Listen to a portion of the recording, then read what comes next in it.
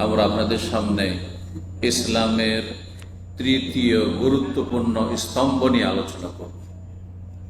আশা করি বুঝতে পেরেছেন, ইসলামের 3 নম্বর স্তম্ভ সেটি কি? রোজা। কারা রোজা বলছে একটু হাত তোলেন। রোজা। আর কারা জাকাত বলছে হাত তোলেন। তাহলে আলহামদুলিল্লাহ, যখন জাকাতে কিছু হাত উঠেছে তার মানে আলহামদুলিল্লাহ বুঝতে শিখেছে। কারণ আমাদের দেশে বলা হয় কালেমা, নামাজ, রোজা, 3 নম্বর রোজা বলা হয়, তাই না? আর তারপরে হজ 4 নম্বর, আর জাকাত 5। তো জাকাত সম্পর্কে আলোচনা করব। এটি তৃতীয় স্তম্ভ না পঞ্চম স্তম্ভ? 3 নম্বর। কোরআনে কারিমে 80-র বেশি আয়াতে সালাতের সাথে, নামাজের সাথে জাকাতের কথা বলা হয়েছে। একটা দুটি আয়াতে না, 80-র বেশি আয়াত আছে কোরআনে কারিমে যেগুলিতে নামাজের সাথেই কি বলা হয়েছে? ওয়াকিমুস সালাত ওয়া আতুজ যাকাত, ওয়া আকামাস সালাত ওয়া আতাজ যাকাত, আকিমিস সালাত, এইভাবে। আল্লাযীনা ইয়াকিমুনাস সালাত ওয়া মিম্মা রাযাকনাহুম ইউনফিকুন, এইভাবে। তাহলে ইসলামে 1 নম্বর স্তম্ভ হচ্ছে কি? শুধু কালমা বলবেন, কালমার সাক্ষ্য প্রদান করা। কালমার কি করা? সাক্ষী দিতে হবে। সাক্ষী না দিয়ে এমনি যদি কেউ পড়ে তো মুসলমান হবে নাকি?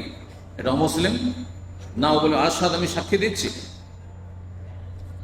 সাক্ষী দেবে। দুটো কথা আছে, এক আল্লাহ ছাড়া কোনো আমার মাবুদ নেই, বাকি সব বাতিল।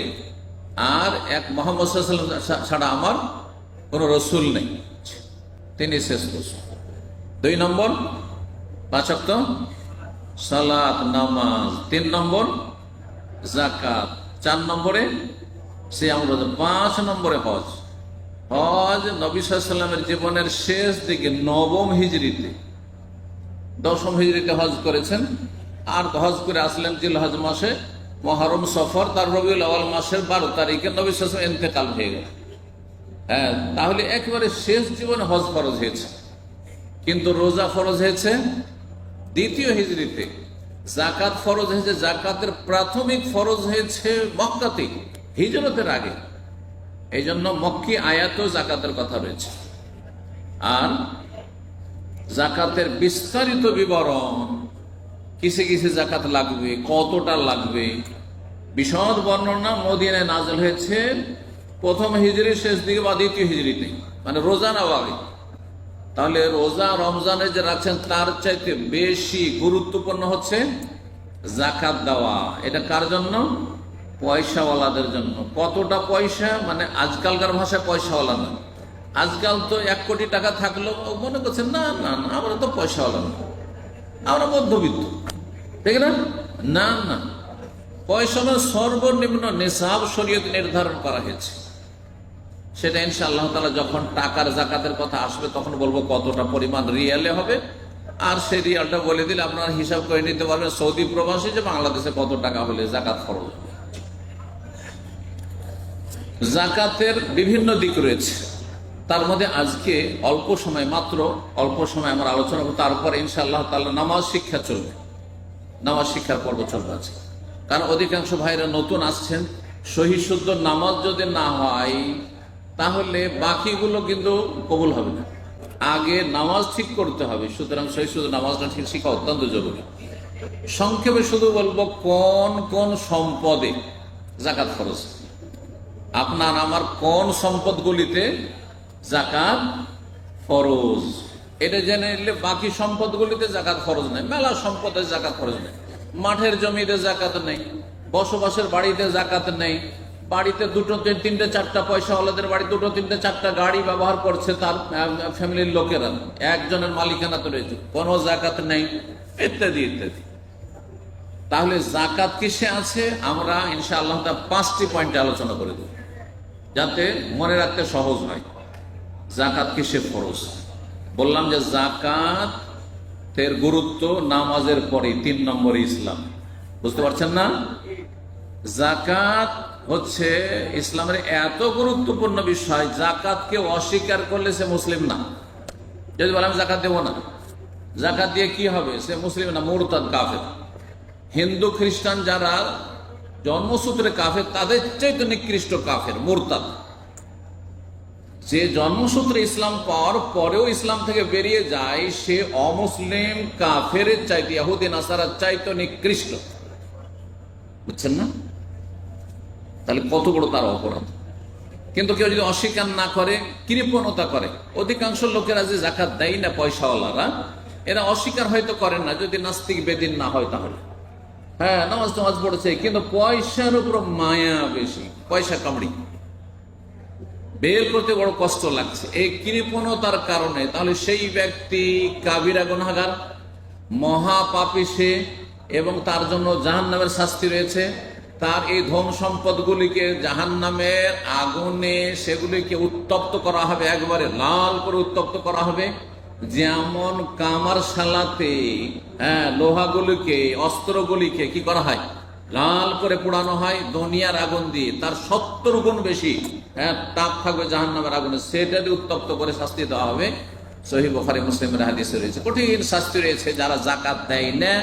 আর জাকাত দেওয়া মানে খেয়াল খুশি নয়, এই আমি মেলা টাকা দিয়ে দিলাম, বিনা হিসাবে দিলে হবে না, হিসাব করে দিতে হবে। আপনার ব্যাংকে কত টাকা আছে, কোন দেশে, সৌদিতে কত টাকা আছে, তো বাংলাদেশে কত টাকা আছে, বাংলাদেশে 10টা ব্যাংকে অ্যাকাউন্ট আছে, কত টাকা আছে, আপনার বাড়িতে কত টাকা জমা আছে, পকেটে কত টাকা জমা আছে, সব হিসাব করতে হবে।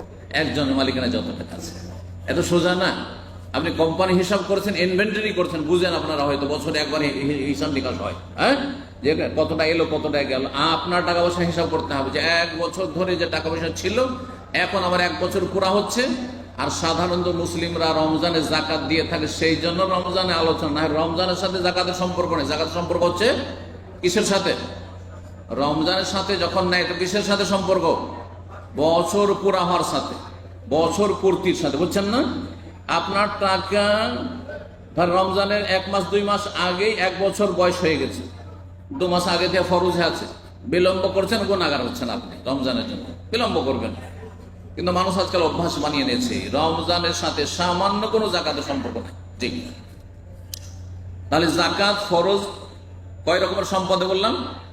5 নম্বর। 1 নম্বর হচ্ছে যা জমি থেকে ফসল ফল উৎপন্ন হয়, ফসল যেগুলো মানুষ খায়, খেতে পারে, যেমন ধান, গম, যব, আর যতগুলি ডাল জাতীয় যত কিছু রয়েছে, সেটা বুট হোক, আর মাসকলাই হোক, মুগ হোক, মুসুর হোক, যা হোক, খাদ্যদ্রব্য এক কথা, যা উৎপন্ন হয়। আর ফলের মধ্যে এতটুকু শর্ত আছে যে সেই ফল না, আমে নয়, জামে নয়, কাঁঠালের নয়, এমন ফল যেগুলোকে রাখা যায় দীর্ঘ সময় ধরে, আর সেটা খেয়ে মানুষ সারা জীবন বাঁচতে পারে। এই ফলের মধ্যে শুধু খেজুর আর কিশমিশ হাদিসে এসেছে, খেজুর, কিশমিশ, এই ধরনের ফলগুলো। জি, খেজুর খেয়ে সারা জীবন বাঁচতে পারে, খেজুর পানি খেয়ে। সাহাবায়ে কেরামগণ অধিকাংশ খেজুর পানি খেয়ে বেঁচেছেন।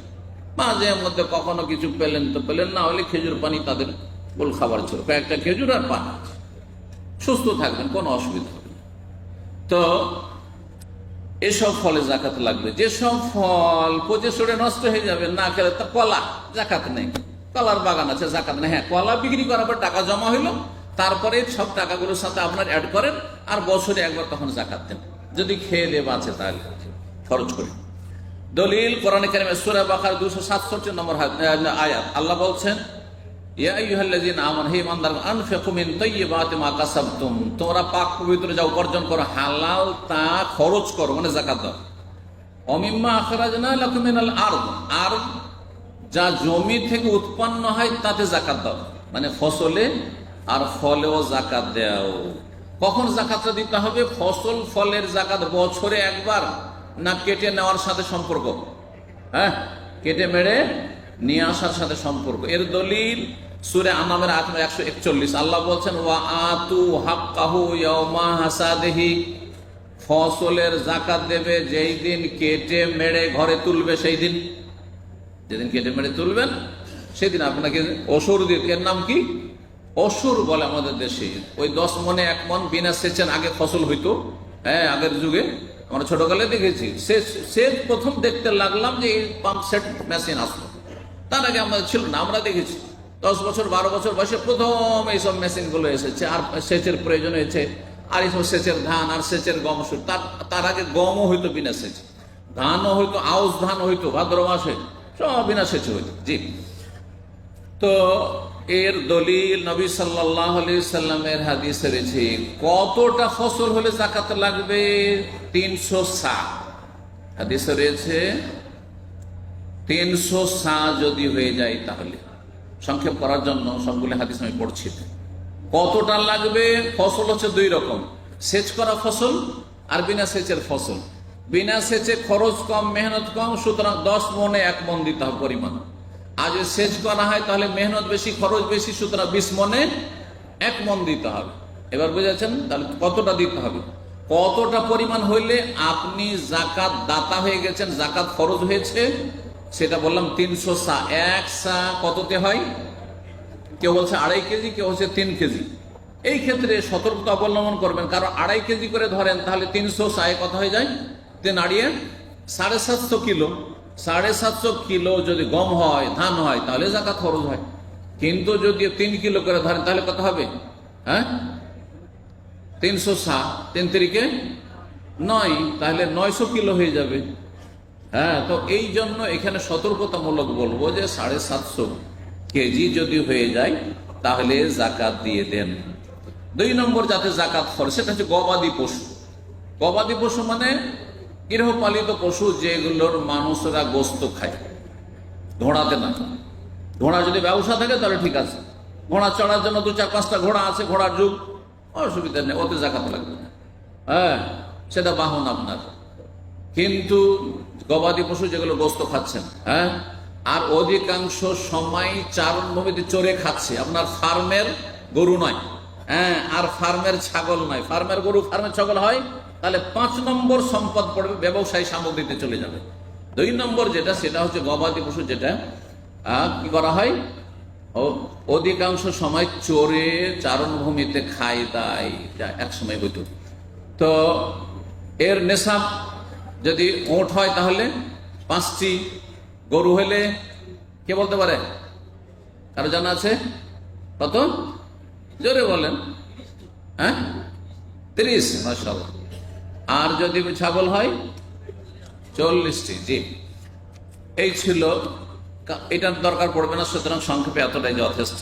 এই মর্মে মেলা হাদিস রয়েছে রাসূলুল্লাহ সাল্লাল্লাহু আলাইহি সাল্লামের। 3 নম্বর যাতে জাকাত লাগবে সেটা হচ্ছে স্বর্ণ। কি? গোল্ড, সোনা। জি, স্বর্ণে জাকাত লাগবে। স্বর্ণে জাকাত লাগবে কতটা, আর কতটা নেশাব? নেশাব মানে সর্বনিম্ন কতটা সোনা পেলে হবে? 20 দিনার বা 20 মিসকাল। যেটাকে মিসকাল বলে সেটাকে দিনার বলে। যেমন যেটাকে আমাদের দেশীয় ভাষায় ভরি বলে, ভরি বুঝেন তো, সেটাকে তোলা বলে। অনেকে বুঝে না, হ্যাঁ, তখন বিব্রত হয়ে যায়। একজন তোলা বলছে আর একজন ভরি বলছে, কথায় একই।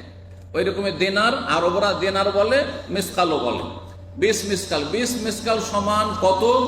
ভরিতে 7.5 ভরি। কত ভরিতে? 7.5 ভরি। 7.5 ভরিতে কত গ্রাম হয়? 85 গ্রাম। কত? 85 গ্রাম স্বর্ণ যদি একজনের মালিকানায় থাকে তাহলে জাকাত দিতে হবে। এই মর্মে রাসূলুল্লাহ সাল্লাল্লাহু আলাইহি সাল্লামের হাদিস রয়েছে আবু দাউদে, হাত্তা ইয়াকুনা লাকা 20 দিনারান। 20 দিনার যদি হয় তাহলে জাকাত দিতে হবে। কয়টা হয়ে গেল? 3 হইল। 4 নম্বর সম্পদ হচ্ছে চাঁদি। চাঁদির অপর নাম হচ্ছে রূপা। হ্যাঁ, রূপা। জি, এই চাঁদি রূপাতে কি লাগবে? জাকাত লাগবে। এতে নেশাব কত? এতে রাসূলুল্লাহ সাল্লাল্লাহু আলাইহি ওয়াসাল্লাম নেশাব বলেছেন 5 উকিয়া। কত বলেছেন? 5 উকিয়া। 1 উকিয়া 40 দিরহাম হয়। তাহলে 40-কে 5 দিয়ে গুণ দেন, তাহলে কত হবে? তাড়াতাড়ি বলেন অঙ্ক। 200 দিরহাম। 200 দিরহাম নেশাব। হাদিসের আলোকে 200 দিরহাম নেশাব। এতে কত ভরি হবে? হ্যাঁ, কত? 52.5 ভরি। ভরিতে যদি বলেন কত হবে? 52 ভরি। গ্রামে কত হবে? 595 গ্রাম। 595 গ্রাম কারো কাছে চাঁদি, রূপা, সিলভার যদি থাকে তাহলে তাতে কি লাগবে? জাকাত লাগবে। এখন থাকলো টাকা। টাকা আর চাঁদি একই জিনিস, কারণ এই কাগজের টাকা নোট আসার আগে সারা দুনিয়াতে কি চলতো? রূপার টাকা চলতো। আমার দাদা আমলে আমার দাদা গল্প করতেন, কারণ আমার দাদাকে আমি পেয়েছি আর আমার দাদা আমার দাদাকে পেয়েছে, সুতরাং আমার দাদার দাদা পর্যন্ত কিন্তু আমি হদিস পেয়েছি যে তাদের যুগটা কেমন ছিল, বুঝছেন না? তো আমার দাদা বলতেন যে আমার দাদা ছিলেন হাজী হিমায়াতুল্লাহ, উনি এক হাজী রাহিমাহুল্লাহ তাআলা। তো তিনি বড় পয়সাওয়ালা ছিলেন, আর তিনি ওই চাঁদির টাকা বয়ে নিয়ে বেড়াইতেন। ক্যাথা বুঝেন তো? ওই যে ক্যাথা বিছানা বিছায়, ক্যাথা ছোট ছোট ক্যাথা, আর ওইটা দিয়ে একটা ব্যাগ তৈরি করতো আগের মানুষরা, হ্যাঁ, আর ওটাকে বাটুয়া বলতো, ঝুলিয়ে নিয়ে বাড়িত গাড়ি করে, বুঝতে পারছেন? এইতে করে কালেকশন করতো যাদের কাছে পাওনা থাকতো তাদের কাছ থেকে। তো তখন কিসের টাকা ছিল? চাঁদির টাকা ছিল, রূপার টাকা ছিল। তো রূপার টাকার বিকল্প হিসাবে আমাদের সুবিধার্থে কাগজ করা হয়েছে, কাগজের টাকা। সুতরাং কাগজের টাকা নেশাব সোনাই ধরলে হবে না, গোল্ডে ধরলে হবে না, কিসে ধরতে হবে? চাঁদিতে ধরতে হবে। এতে গরিবের বেশি লাভ আছে। চাঁদিতে ধরলে নেশাব কত? চাঁদিতে ধরলে নেশাব হচ্ছে 2231 রিয়াল। এই বছরের সৌদি আরবের হাইয়াত কেবারিল ওলামা, বড় বড় ওলামাদের, স্কলারদের, হ্যাঁ, সর্বসম্মতিক্রমে ফতুয়া যে এই বছরে যারা জাকাত দিবেন কারো কাছে যদি গোটা বছর ধরে 2231 রিয়াল থাকে তাহলে জাকাত ফরজ তার উপর। এখন বাংলাদেশ টাকা হিসাবে 2200 রিয়ালে কত হবে? হ্যাঁ, 70-75 হাজার, বেশি হবে না, 70-75 হাজার টাকা। 70-75 হাজার টাকা মাত্র আছে, তাতে জাকাত ফরজ হবে। কিন্তু যদি বলেন আমি স্বর্ণে নিয়ে যাব আর সে 7.5 ভরি দাম ধরবো, তাহলে কয়েক লাখ টাকা হয়ে যাবে, তাহলে গরিব তো বঞ্চিত হবে। আর তারপরে স্বর্ণের টাকা কোনো যুগে তেমন চলতো না।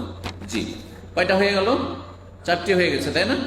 5 নম্বর, সর্বশেষ ব্যবসায়ী সামগ্রী। দোকান আছে, হিসাব করে মুদিখানার দোকান, আপনার দোকান আছে, জুতার দোকান আছে, আপনার অন্য কোনো দোকান আছে, আপনার গাড়ির মালিক, এই যে কোম্পানিগুলো, টয়টা, অমুক তমুক, হোন্ডা, এইসব যে যাদের শোরুমের মালিক যারা, তাদেরকে জাকাত দিতে হবে। আশা করি বুঝতে পেরেছেন। আল্লাহ যেন আমলের তৌফিক দান করেন, গুনাহ খাতা মাফ করেন, এবং এই জাকাতগুলি ঠিকভাবে হিসাব করে যারা জাকাতের নেশাব করেছেন তাদেরকে আদায় করার তৌফিক দান করেন, এবং আল্লাহ রাব্বুল আমাদের জান্নাতুল ফিরদাউস দান করেন। জাযাকুমুল্লাহু খাইরান ওয়া সাল্লাল্লাহু আলা মুহাম্মাদ ওয়া আলা আলিহি ওয়া সাহবিহি আজমাইন।